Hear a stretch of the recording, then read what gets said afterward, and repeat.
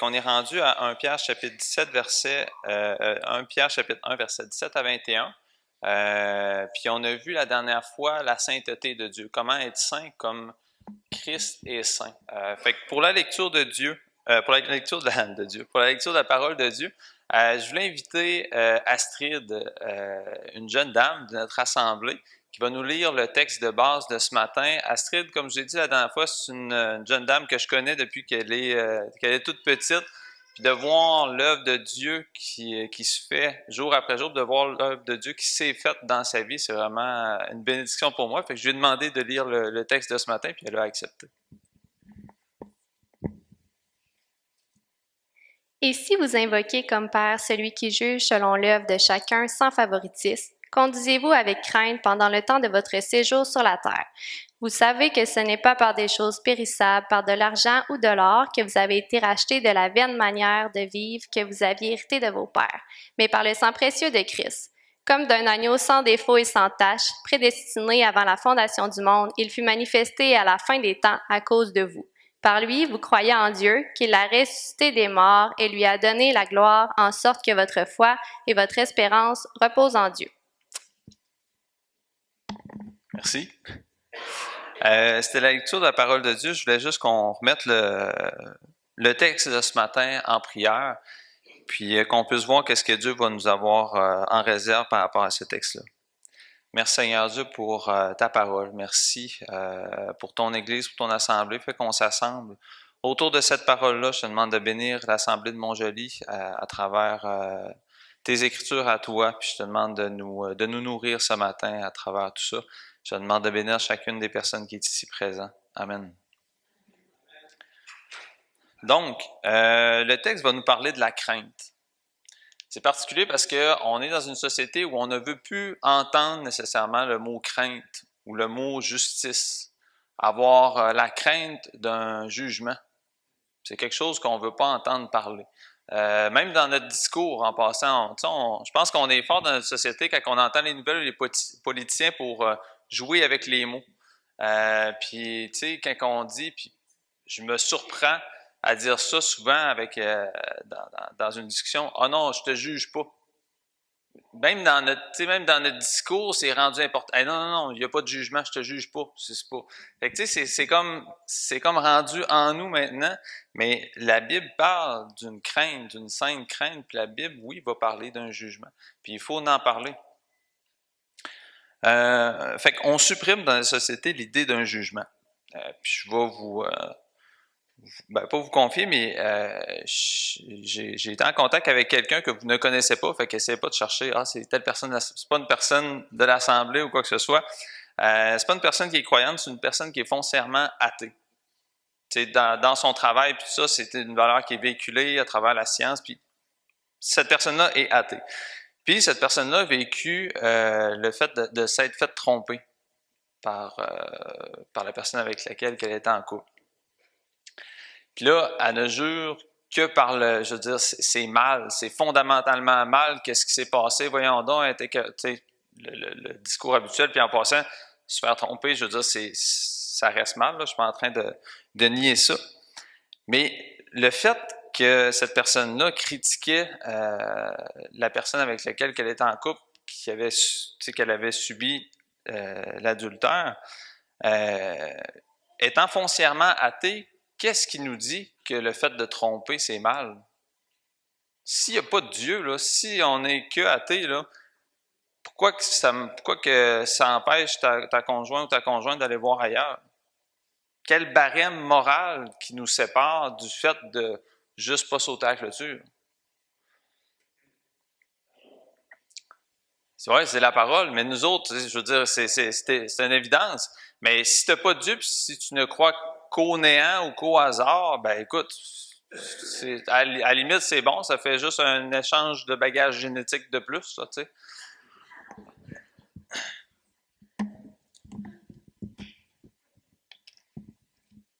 Mais ce qui est particulier, c'est que les lois morales existent. Puis Dieu, c'est un Dieu d'ordre. Sa création obéit à des lois. Puis je pense qu'on est tous pécheurs, là. En tout cas, vous verrez la main si vous l'êtes pas. Mais si vous ne l'avez pas constaté, on est tous pécheurs. Puis, étant pécheurs, ben, on a la capacité. On peut ne pas obéir aux lois de Dieu. C'est plus en nous d'obéir aux lois de Dieu, aux lois morales. Mais Dieu, c'est un Dieu d'ordre. Puis Dieu, il a instauré des lois physiques dans sa création. Puis qu'on connaisse la formule, la loi de la gravité ou pas, si vous vous pitchez en haut d'un immeuble de 10 étages, vous risquez de tomber. OK? Mais même si on ne connaît pas l'équation de la loi de la gravité, ou même si on n'est pas un mathématicien ou un physicien, on va tomber quand même. Parce que Dieu est un Dieu d'ordre, puis il a instauré des lois physiques. Puis de la même façon qu'il a instauré des lois physiques, il a instauré aussi des lois morales. Mais nous, on joue avec ces lois morales-là à ne pas y obéir. Fait on doit obéir. Et comme ce que je disais, depuis le péché qui est rentré dans le monde, on se permet de ne pas obéir. Mais normalement, pas obéir aux lois de Dieu revient à la mort, à la division. C'est ce qu'on a vu à travers le péché originel.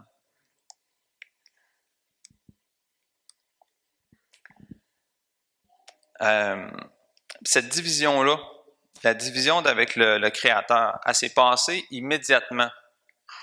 Aussitôt que l'homme, Adam et Ève, ont péché, il y a une division avec l'homme et Dieu. Il y a eu la mort spirituelle qu'on appelle. Mais la conséquence du péché, c'est quoi? La mort. La mort, la séparation de Dieu, c'est la mort physique aussi. Pourquoi que Adam et Ève ne sont pas morts sur le coup? Aussitôt qu'ils aient péché, ils ne sont pas morts.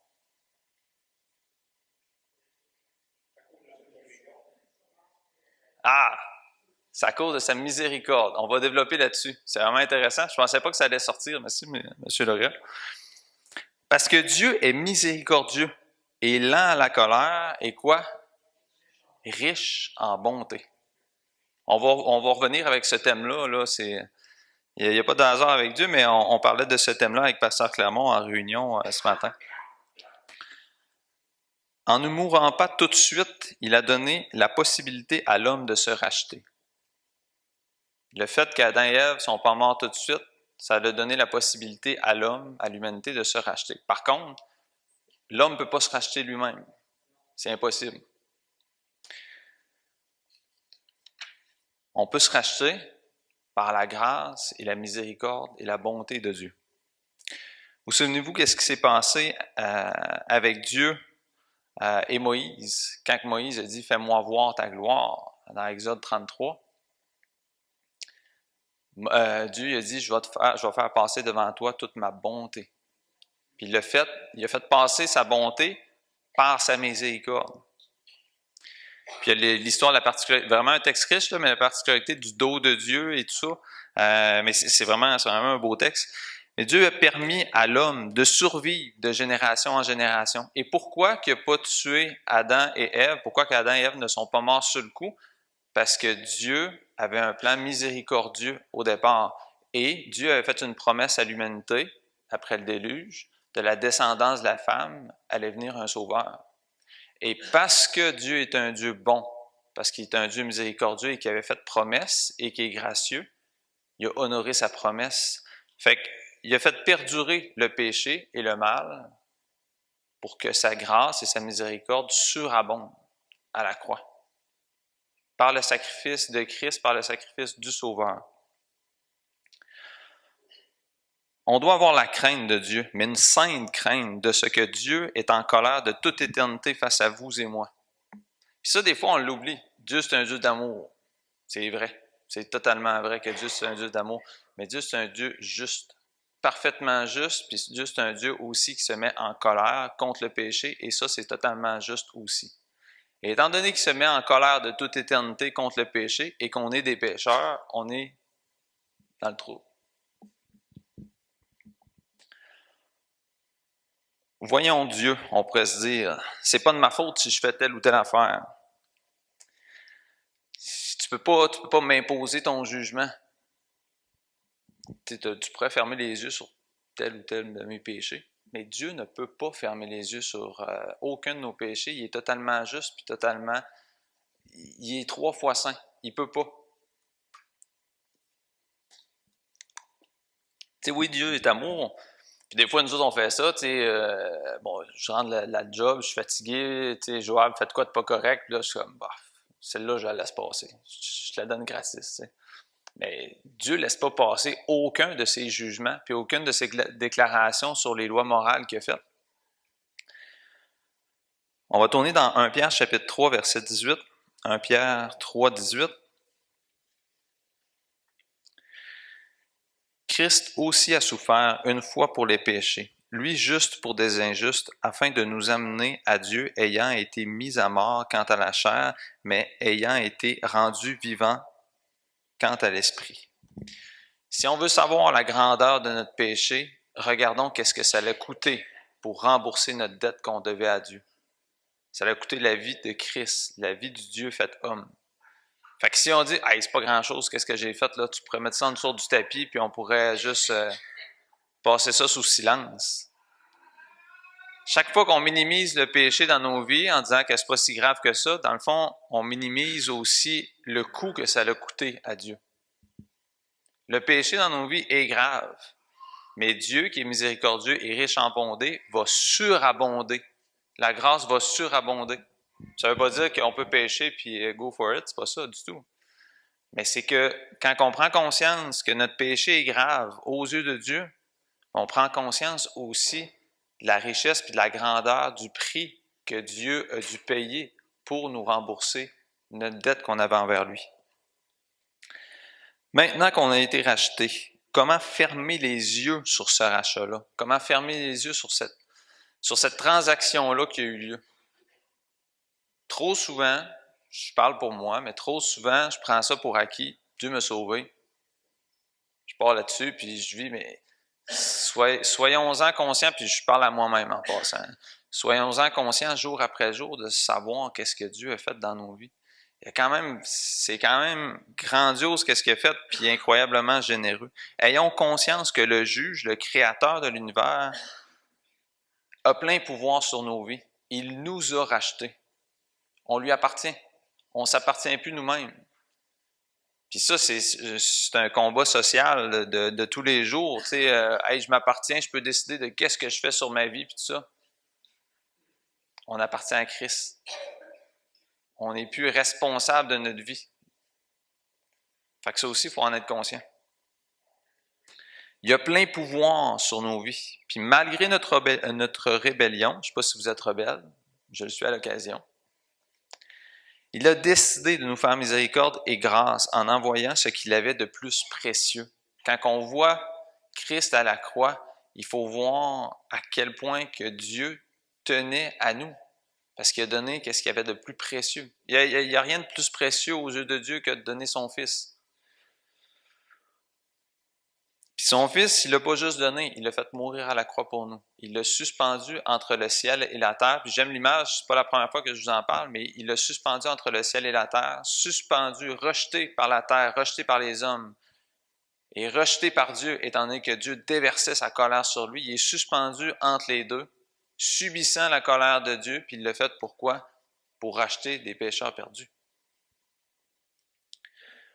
Le verset 17 de notre texte, j'aime bien, je vais vous le relire. « Et si vous invoquez comme Père celui qui juge selon l'œuvre de chacun sans favoritisme, conduisez-vous avec crainte pendant le temps de votre séjour sur la terre. » Pierre va dire que toute notre vie sur la terre, toute notre existence est un séjour. Je ne sais pas pour vous, mais quand j'entends séjour, c'est pas bien long comme vacances. C'est un séjour, c'est petit, là. Je suis allé en séjour chez quelqu'un, j'ai arrêté, j'ai serré la main, soupé, puis je suis reparti, là. Mais ça, c'est une comparaison de notre existence humaine. Puis là, après ça, Pierre va comparer l'existence humaine, qui est un séjour, à notre existence céleste, à qu'est-ce que ça l'a coûté à Christ pour nous racheter, puis pour nous donner une existence éternelle auprès de lui. Donc, le séjour. Avez-vous déjà écouté le film L'apôtre Paul? je n'ai écouté de film, là, mais il est sur Netflix si jamais. Mais vraiment intéressant, c'est vraiment. Puis dans le film, c'est pas un verset, c'est pas un verset biblique, là, mais je trouvais l'exemple intéressant. L'apôtre Paul discute avec un Romain, puis il essaye d'y expliquer qu'est-ce que c'est la vie éternelle comparée à l'existence humaine. Il dit, t'es-tu déjà tenu face à la mer? T'as-tu déjà essayé de saisir une poignée d'eau? Tu sais, l'eau, ça coule entre les doigts, puis tu finis par juste avoir la main mouillée, puis tu ne retiens pas l'eau. Ben, il dit ça, c'est l'existence humaine. Puis il dit l'éternité, ben, c'est tout le reste de la mer qui reste.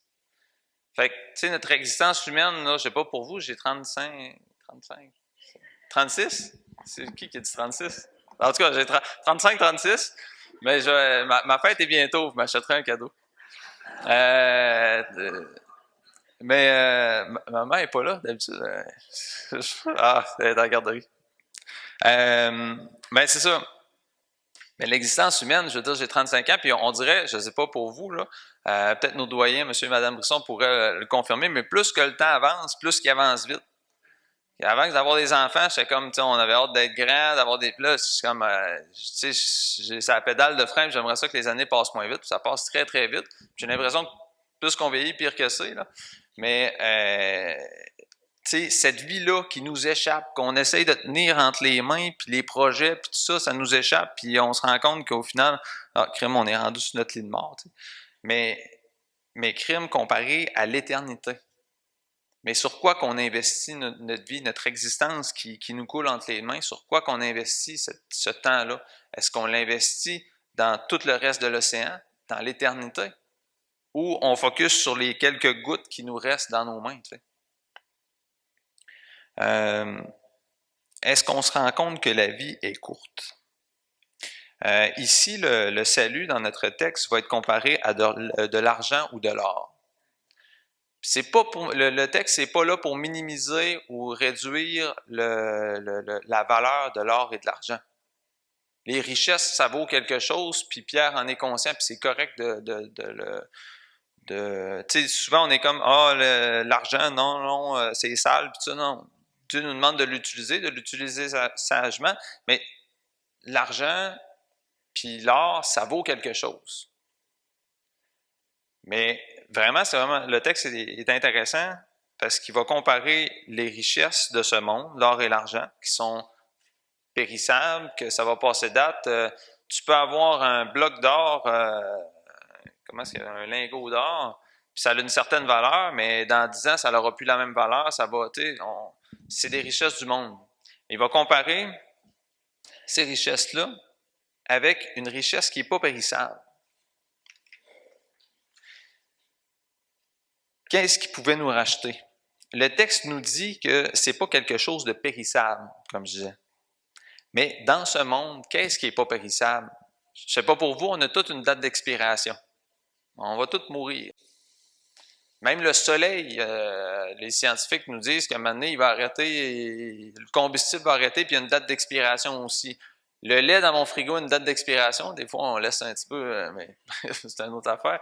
Mais on a toutes on va tout périmer à un moment donné. Qu'est-ce qui n'est pas périssable dans ce monde-ci? Il n'y a aucune chose qu'on connaît matériellement qui n'est pas périssable. La seule chose que l'humain connaît qui n'est pas périssable, c'est Dieu. Mais Dieu est en train de nous dire que le rachat, ce qu'on doit à Dieu, c'est quelque chose qui n'est pas périssable. Alors, essayez de trouver quelque chose de pas périssable chez vous. On va avoir de la misère. Qu'est-ce qui n'est pas périssable? C'est Dieu. Fait que Dieu a un défi quand même. Parce qu'il doit se donner lui-même pour payer notre dette qu'on lui doit. Et là, tu dis, comment tu peux donner? Bien, Dieu l'a fait à travers l'incarnation de Jésus-Christ. À travers le Dieu fait homme. Jésus a été 100% homme et 100% Dieu. Et il s'est donné. On va tourner dans Marc chapitre 10, verset 45. Marc chapitre 10, verset 45. Car le Fils de l'homme est venu non pour être servi, mais pour servir et donner sa vie comme la rançon de plusieurs. Il s'est donné lui-même. Il a donné sa vie. Il l'a donné volontairement. On va revenir avec ce point-là tantôt. On va tourner dans Ésaïe, chapitre 52, verset 3. Car ainsi parle l'Éternel, c'est gratuitement que vous avez été vendus. On a été vendus au péché gratuitement. On s'est donné, ça a été... Et ce n'est pas... Il ne dit pas que c'est gratuit. C'est intéressant le texte. Et ce n'est pas à prix d'argent que vous serez rachetés. Mais ça l'a coûté. Nous autres, on reçoit le don gratuitement. On est comme crime, c'est gratuit, c'est parfait. C'est un don gratuit. Paul fait, c'est vraiment gratuit. Puis c'est vrai que le salut est gratuit. Le salut est gratuit pour nous, mais ça l'a coûté très cher à Dieu. Ça l'a coûté son Fils, la vie de son Fils. Jésus devait être Dieu, mais aussi homme, parce que c'est l'humanité qui est endettée envers Dieu. On va tourner dans Jean chapitre 1, verset 29. Jean 1, verset 29, c'est quelque chose que vous connaissez. Le lendemain, il vit Jésus venant à lui et il dit, « Voici l'agneau de Dieu qui ôte les péchés du monde. » Jésus devait être pur et sans tache, parce que l'agneau doit être pur et sans tache, l'agneau qui est amené en sacrifice. Et on le voit à travers la loi. On n'y tournera pas nécessairement, là, mais dans Lévitique 22, versets 19 et 20, on voit que ce qui est demandé en sacrifice, c'est que l'agneau doit être sans défaut. Et on a vu aussi, à travers le ministère de Christ et à travers les prophéties dans Ésaïe 53, que Jésus était sans défaut et sans tache. Il devait être ça. Jésus était cet agneau, cette rançon qui a suffi pour payer ce que nous devions à Dieu. Tu sais, quand on essaye de rajouter des œuvres à notre salut, quand on essaye de dire « Ouais, mais faut que je croie en tout temps, faut que... » Quand on essaye de rajouter peu importe quoi à notre salut, c'est qu'on essaye de rajouter quelque chose à l'œuvre parfaite de Christ. On essaye de rajouter quelque chose à l'agneau de Dieu qui nous a été donné. À qui appartient cet agneau? À Dieu, sans défaut et sans tache. On va tourner dans 2 Corinthiens chapitre 5, verset 21.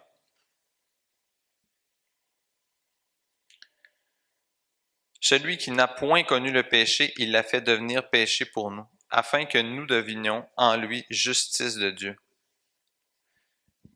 Puis, vous allez voir, en tout cas, moi, j'ai trouvé ça intéressant, là, comment Jésus a pu devenir péché sans connaître le péché.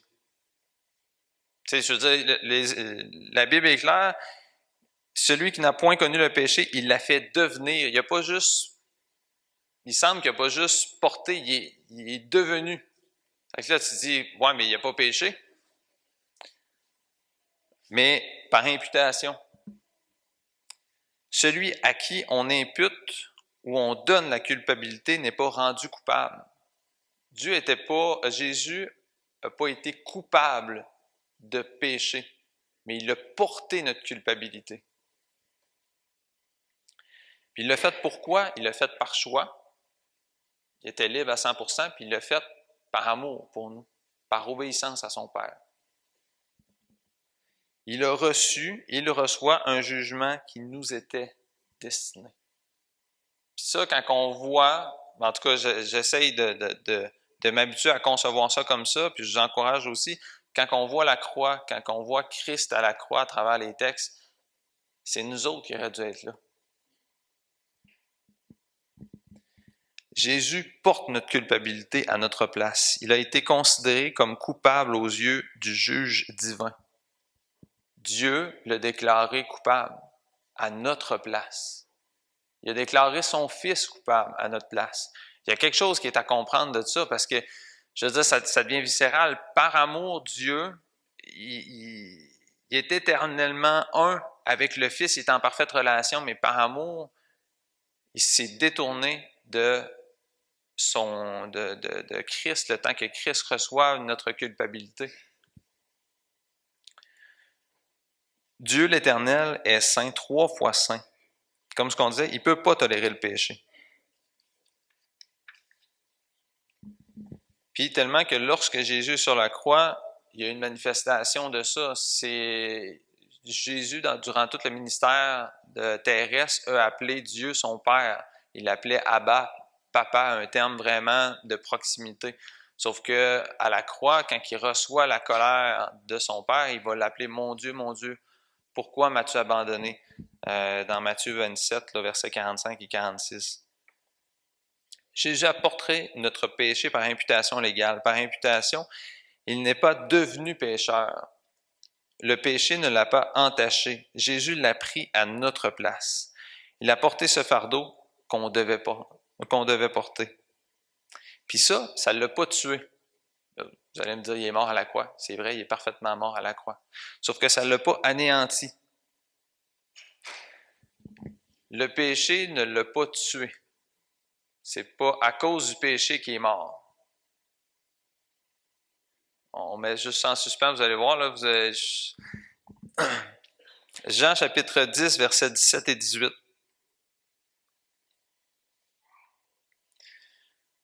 C'est à cause du péché qu'il a porté pour nous, mais c'est pas à cause du péché de lui-même. La preuve est dans ce passage-là. Le Père m'aime parce que je donne ma vie afin de la reprendre. Personne ne me l'ôte, mais je la donne de moi-même. J'ai le pouvoir de la donner et j'ai le pouvoir de la reprendre. Tel est l'ordre que j'ai reçu de mon Père. Jésus a donné volontairement sa vie pour nous. Il l'a donné. Là, tu pourrais dire, ouais, il était sur la croix. Non, il l'a donné. Il ne pouvait pas mourir, il n'avait pas péché. Mais il l'a donné pour donner sa vie en rançon de ce qu'on devait à Dieu. Et il l'a fait par amour. Véritablement mort dans le tombeau, là, je suis pas en train de... Il est véritablement mort, mais il a donné sa vie volontairement. Il l'a pas subi comme nous autres on subi la mort charnelle, mais il a donné sa vie. Puis comment savons-nous que la dette qu'on devait, que Christ a portée, que cette dette-là a été remboursée, puis que le paiement a été accepté? Il y a tout le temps un petit stress quand fin de mois, le compte est serré, puis que là, tu te dis, ma carte va-tu passer ou elle passera-tu pas? Mais, tu sais, là, le paiement approuvé, là, comment est-ce qu'on sait que Dieu a approuvé le paiement de Christ?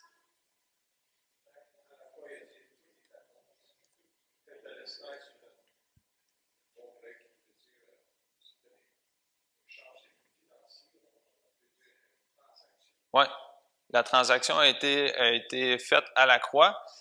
Comment est-ce qu'on le sait? Il y a une manifestation spécifique? Comment est-ce qu'on sait que ça a été accepté, que ça a été agréé par Dieu? Par la résurrection. Parce que Christ est ressuscité. La mort ne pouvait pas garder Jésus-Christ.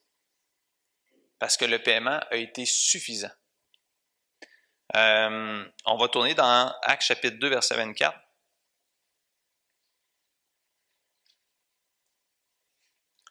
Actes chapitre 2, verset 24.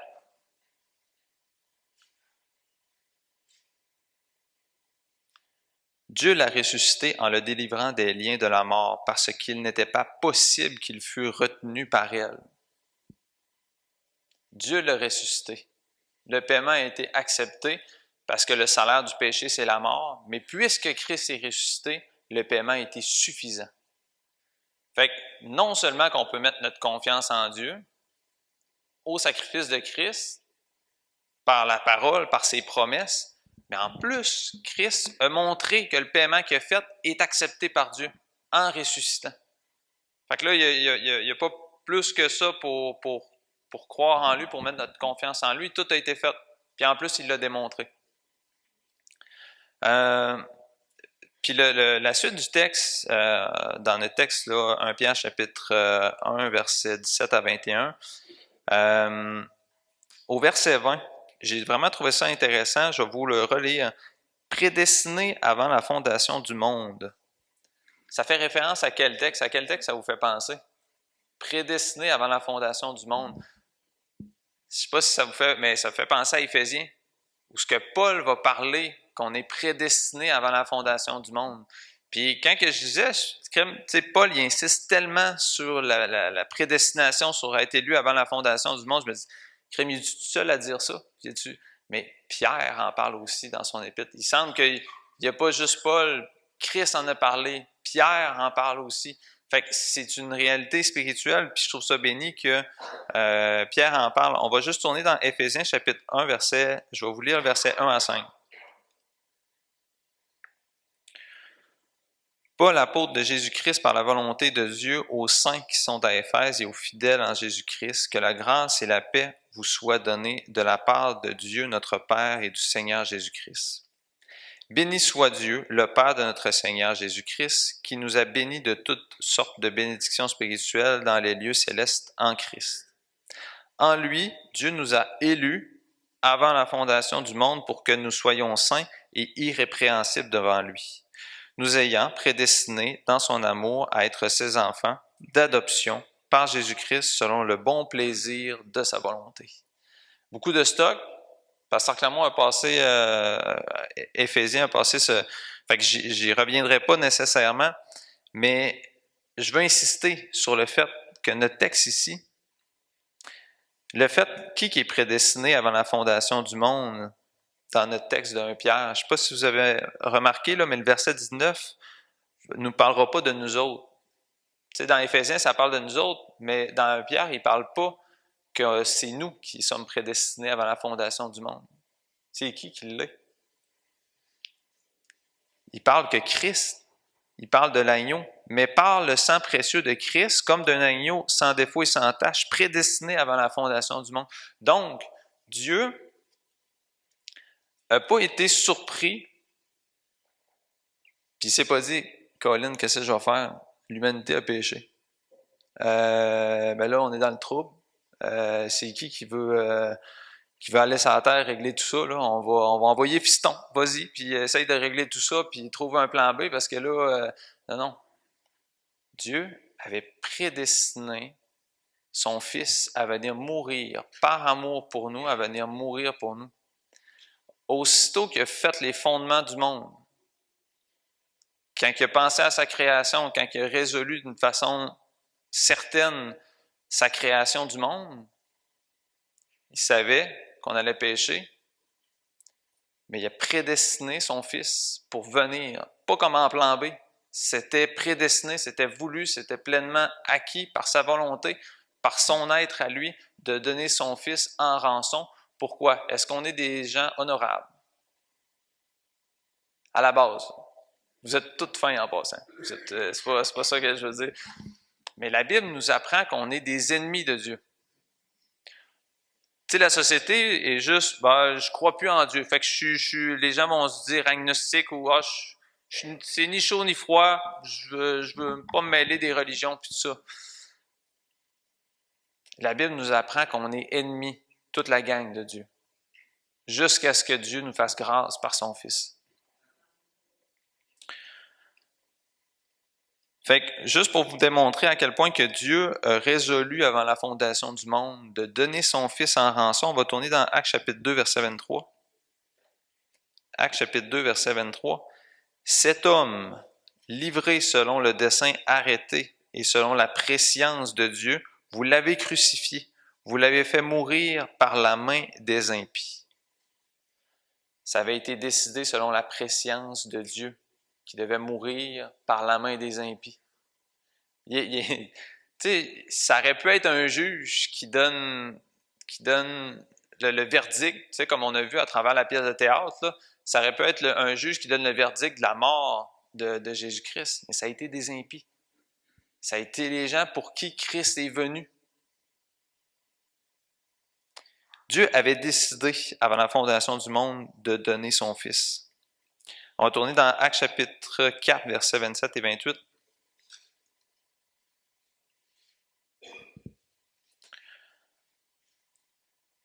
En effet, contre ton saint serviteur Jésus que tu as oint, Hérode et Ponce Pilate se sont ligués dans cette ville avec les nations et avec les peuples d'Israël pour faire tout ce que ta main et ton conseil avaient arrêté d'avance. Fait que c'est Dieu qui est au contrôle, c'est Dieu qui est souverain, et c'est Dieu qui permet que son Fils subisse tout ce qu'il a subi. Puis ce texte-là fait référence aussi à nos souffrances. Avez-vous déjà vécu des souffrances? Je pense qu'on est tous sous ce soleil-ci. Mais ces souffrances-là, le texte nous rassure que ces souffrances-là, Christ est en contrôle. Dieu est en contrôle de ces souffrances-là. Ça n'empêche pas le fait que ça fait mal.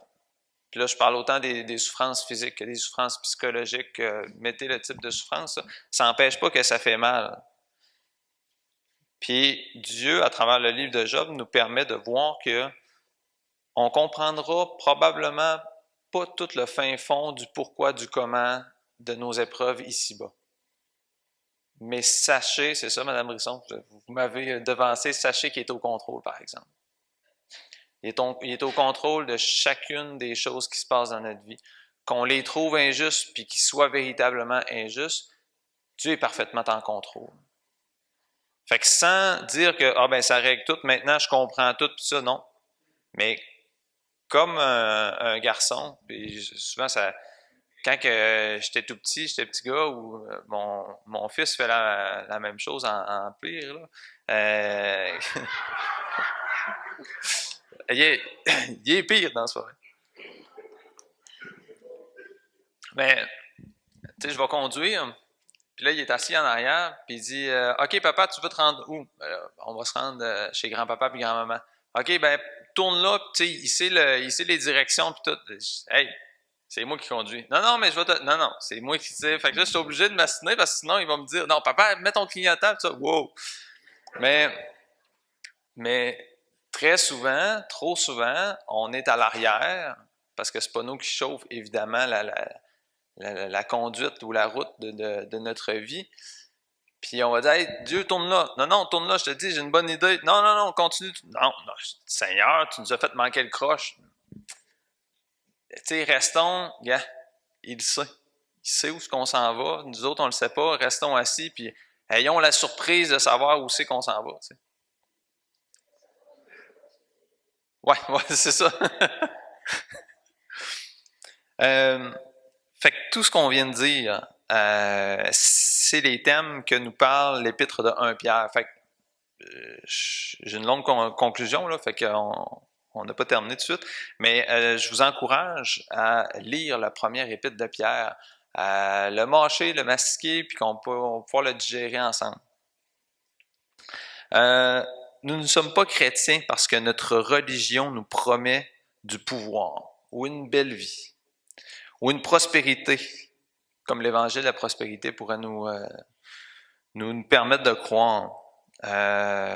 On croit en Christ en espérance que Christ, malgré cette existence remplie d'épreuves, de bonheur partiel, en passant, la vie sur cette terre n'est pas que de malheur. Il y a des petits moments de bonheur, puis ça nous permet de rêver à un bonheur pour toujours de l'autre côté. C'est en espérance. Avez-vous déjà passé du bon temps, du bon temps avec des amis autour d'un souper? Ces soirées-là passent tout le temps trop vite. Caroline, puis là, moi et mon épouse, on est là, hey, ça serait le fun de les réinviter, puis là, on les réinvite, mais tu sais, ça passe tout le temps vite, ces moments-là. Mais ces petits moments-là de bonheur, c'est des petits clins d'œil de ce que va être l'éternité en permanence. Ça va être que des moments comme ça. Fait que, quand on vit des moments de bonheur, c'est des moments de bonheur partiel. C'est que des choses partielles auxquelles c'était donc bien le fun ce temps-là. Fait que moi, souvent, je pense au moment quand j'étais jeune, quand les Marcous nous invitaient à manger de la viande de bois. Puis que Pasteur Luc était nerveux parce qu'il dégelait plus de viande de bois que nécessaire pour moi puis mon frère. Mais c'était vraiment des bons temps. Mais tu sais, ces petits moments-là de bonheur, c'est des moments partiels. Mais ces moments-là, qui sont partiels, nous permettent d'espérer qu'il va y avoir un temps que de bonheur de l'autre côté. En lui, il nous a rachetés pour que le juste juge nous donne la vie, nous donne sa vie à lui. Christ nous a rachetés et notre foi, qui ne vient pas de nous, témoigne de notre espérance en lui. La foi ne vient pas de nous, mais la foi dans vos vies, dans nos vies, est un témoin de la vie de Christ dans vos vies, de la vie de Christ dans nos vies. On a l'espérance sûre et certaine que Christ nous a délivrés, et cette espérance est tellement certaine que ça produit en nous un changement de vie. C'est une espérance sûre et certaine. La même chose qu'on ne peut pas perdre le salut, il y a quelque chose de vivant de sûr et certain qui a été implanté par Christ lors de notre nouvelle naissance. Puis ça, je ne sais pas si ça fait des années que vous êtes venus au Seigneur, mais on est capable de voir des changements, des choses que Dieu nous fait comprendre. Mais soyons à l'affût de ces choses-là, puis nourrissons-nous de ces changements de vie-là, parce que c'est Christ qui prend de plus en plus de place dans nos vies. Nous ne voyons pas les choses de la même façon. La maladie, les échecs, la douleur, les belles choses de cette vie partielle, comme on disait, on les regarde en fonction de notre espérance. Les belles choses nous font miroiter la beauté éternelle qui va être de l'autre côté. Les souffrances nous font miroiter qu'un jour, toutes les larmes vont être asséchées. Puis tout le monde va être rassuré, puis tout le monde va être dans un bonheur éternel. En notre Seigneur Jésus, l'agneau sans tache qui a donné sa vie, pas par pulsion émotionnelle, pas par il l'a donné de façon résolue, sûre et certaine, de toute éternité avant la fondation du monde. Dieu et son Fils Christ ont résolu éternellement de venir nous sauver sur la terre. Fait qu'il y a quelque chose, c'est pas à la sauvette que Dieu nous a sauvés. Ça fait partie de son plan résolu, sûr et certain. Puis ça, cette cause-là, c'est l'amour qui existe entre le Fils et le Père.